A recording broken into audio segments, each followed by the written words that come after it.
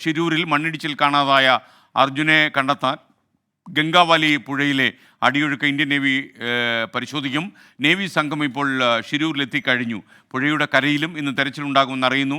ഷിരൂരിൽ നിന്ന് അരുൺ പൂപ്പറമ്പ നമുക്കൊപ്പം ചേരുന്നു വിശദാംശങ്ങൾ നൽകാൻ. Arun, good morning. യഥാർത്ഥത്തിൽ നേവി സംഘം തെരച്ചിൽ തുടങ്ങിയോ? എന്താണ് നമുക്ക് ലഭിക്കുന്ന ലേറ്റസ്റ്റ് അപ്ഡേറ്റ്?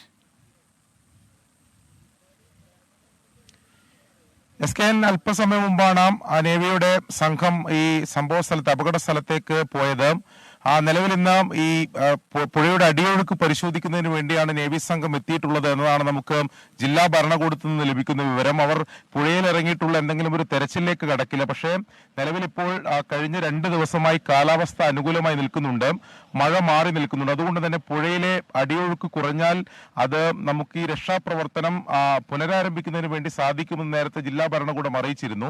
അപ്പോൾ അതിന്റെ സാധ്യതകൾ പരിശോധിക്കുകയാണ്. അതോടൊപ്പം തന്നെ ഈ കേരളത്തിൽ തൃശ്ശൂരിൽ നിന്ന് ഈ ഡ്രഡ്ജർ യന്ത്രം ഉൾപ്പെടെ എത്തിക്കാനുള്ള നീക്കം നടക്കുന്നുണ്ട്. അവരുടെ ടെക്നിക്കൽ സംഘം ഇതിനകം തന്നെ ഈ ഷിരൂരിലേക്ക് പുറപ്പെട്ടിട്ടുണ്ട്. അവർക്കും അവർ നേരത്തെ അതിന്റെ സാങ്കേതിക വിദഗ്ധർ പറഞ്ഞതനുസരിച്ച് അവർക്കൊരു 4 നോട്ട് അടിയൊഴുക്ക് അതിന് ശക്തി വരെയുള്ള പുഴകളിൽ അവർക്ക് ഈ യന്ത്രം വെച്ച് മണ്ണുകൾ നീക്കം ചെയ്യാൻ സാധിക്കുമെന്നാണ് അവർ അറിയിച്ചിട്ടുള്ളത്. അതിനുകൂടി ഇതിന്റെ അടിയൊഴുക്ക് പരിശോധിക്കേണ്ടതുണ്ട്. ഇതിനാണ് ഇപ്പോൾ നേവിയുടെ സംഘം 4 അംഗ സംഘമാണ് ഇപ്പോൾ നിലവിൽ ഈ ഷിരൂരിൽ എത്തിയിട്ടുള്ളത്. അവർ ഇപ്പോൾ അല്പസമയത്തിനകം ഈ ഗംഗാവലി പുഴയിൽ ഇതിന്റെ അടിയൊഴുക്ക് പരിശോധിക്കും എന്നതാണ് നമുക്ക് മനസ്സിലാക്കാൻ സാധിക്കുന്നത്. അതോടൊപ്പം തന്നെ കോസ്റ്റ് ഗാർഡിന്റെ നേതൃത്വത്തിൽ ഇന്ന് കരയിലും പരിശോധന ഉണ്ടാവും. നമുക്കറിയാം അർജുൻ ഉൾപ്പെടെ 3 പേരെയാണ് നിലവിൽ ഇനിയും കാണാതായിട്ടുള്ളത്.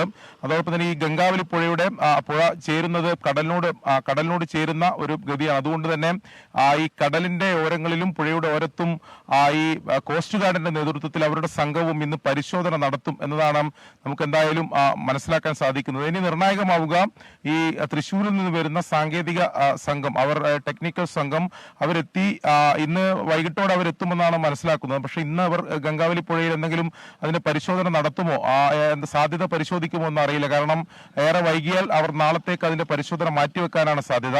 അവരെത്തിയതിനു ശേഷം അവരുടെ ഈ ഡ്രഡ്ജർ യന്ത്രം ഈ പുഴയിൽ സ്ഥാപിച്ചുകൊണ്ട് ഈ മണ്ണ് നീക്കൽ നടപടി നടത്താൻ സാധിക്കുമോ എന്നും പരിശോധിക്കും. നിലവിൽ 6 നോട്ട് വരെ നിലവിൽ ഗംഗാവലി പുഴയുടെ അടിയൊഴുക്കുണ്ട്. അത്ര അടിയൊഴുക്ക്, ശക്തിയുള്ള അടിയൊഴുക്കിൽ ആ യന്ത്രം പ്രവർത്തിപ്പിക്കാൻ സാധിക്കില്ല എന്നതാണ് ഇതിന്റെ സാങ്കേതിക വിദഗ്ധർ പറയുന്നത്.